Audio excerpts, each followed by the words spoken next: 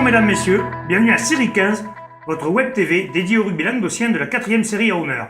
Diffusée mercredi, jeudi et vendredi sur série15.fr avec mes serial chroniqueurs. Bonjour Stéphane. Bonjour. Bonjour Michel. Salut Alain. Bonjour Xavier. Salut Alain. Et bonjour Dimitri. Yep.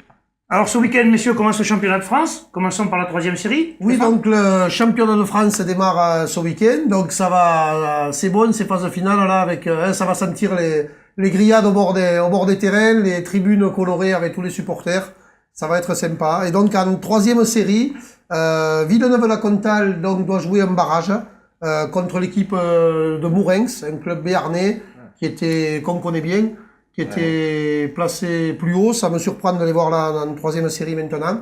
Voilà, donc ce match aura lieu dimanche à 16h à Montrégeau, en Haute-Garonne. Ça va être serré, ça, ce genre de match-là. Parce que Mourenx, c'est le souvenir qu'on a, c'est que c'est vraiment une belle équipe. Quoi. On les avait joués 2 fois, nous. Ils ont des coupes de cheveux bizarres, là. Ouais.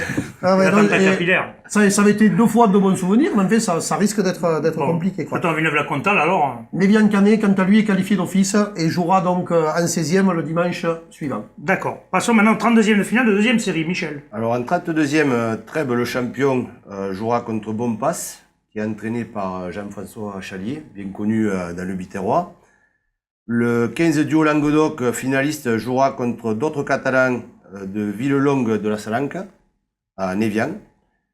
Et Vinassan, dernier qualifié, affrontera Orange Provence à Moguio. Donc en pays catalan, la finale avait opposé Villelongue à Bompas et c'est Villelongue de la Salanque qui l'avait emporté, je crois, sur le score de 14-13.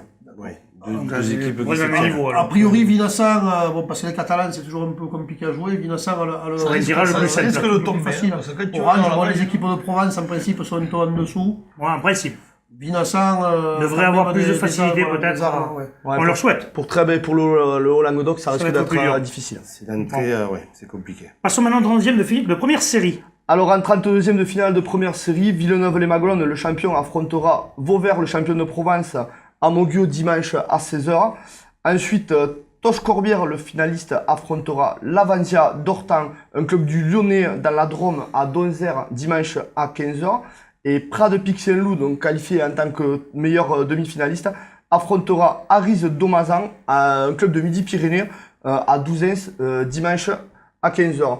Je pense que voilà, les tirages sont un peu plus faciles que... Gros tirage quand même pour... j'ai eu des échos là sur l'équipe d'Aris Domazan, là c'est des Ariégeois, champion des Pyrénées, c'est vraiment une équipe solide. Là, à mon avis, c'est eux la plus grosse équipe. Ouais, je pense que Pixelou a pris un gros tirage. Bon, mais ma foi, s'ils se qualifient, on le verra, mais bon. Dans tous les cas, le tableau me semble un peu plus facile. Ça a l'air plus ouvert pour eux. Qu'en 2e série ou en 3e série. Allez, 32e finale de promotion honneur. Michel. Alors en promotion d'honneur, le Limoux, le champion, donc rencontrera la Tête, le pays catalan. Ça se jouera à Gruissan à 16h.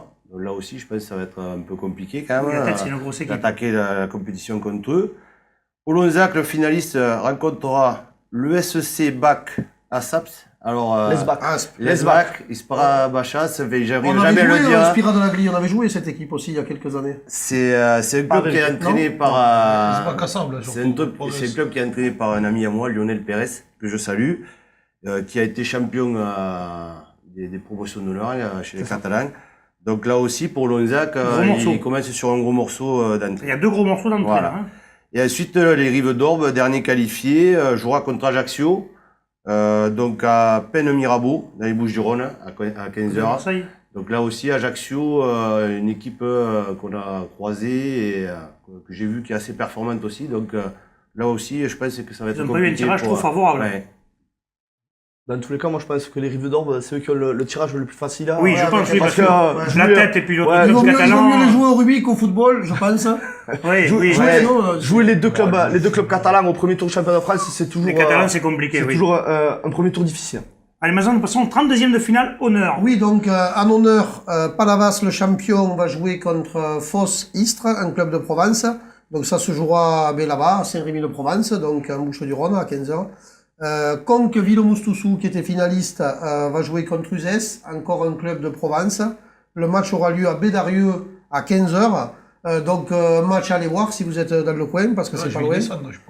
L'ABB 15 va rencontrer Nègrepelisse, donc le champion de Midi-Pyrénées.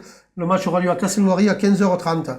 Il y aura aussi une opposition en réserve, donc en 32e de finale du championnat de France réserve, même opposition entre les deux clubs. Donc l'ABB 15 va rencontrer Nègrepelisse. Voilà, ils ont couplé les matchs. On sait bien, ça va faire c'est bien, voilà, bien, l'ouverture à 14h. Voilà, là sur les, là aussi, je pense, tirage difficile pour l'ABB, le champion Nègrepelisse, là aussi, premier, belle équipe, qui est une équipe qui a été habituée, mais je pense qu'ils ont été en Fédéral 3 là, il y a pas longtemps. Conque donc prend Uzès, ça devrait être jouable à mon avis, de même que pour Palavas. Les clubs provençaux sont quand même, on l'a dit tout à l'heure, abordables. D'accord. Disons que pour les Bleus et Blancs, quand même, ce match gagné contre Mias va certainement faire du bien. les remettre à l'avant, va se gagner d'un point avec un peu de réussite. Tout à fait, un de moins, là, ils se sont serrés les coudes. Ouais. C'est toujours de bon augure pour la suite de.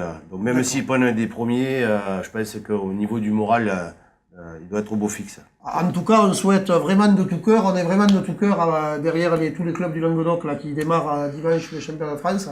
Voilà, en espérant qu'ils aillent le plus loin et qu'il y ait certains qui aient le bonheur de ramener un plan de choc, ça serait fabuleux. Moi, j'aimerais qu'on fasse une émission avec le plan de choc, là, ça serait bon. Et le premier qui l'aura. Faites un effort, et on vous paye, et je vous paye l'apéritif. Ah, et si c'est Dimitri qui vous le dit. De la blanquette, on pourrait demander de la blanquette. La blanquette, vous en avez pas parlé hier, vous êtes. Hier, c'est vrai qu'on en a pas parlé alors qu'on recevait quelqu'un qui était parfait pour la blanquette.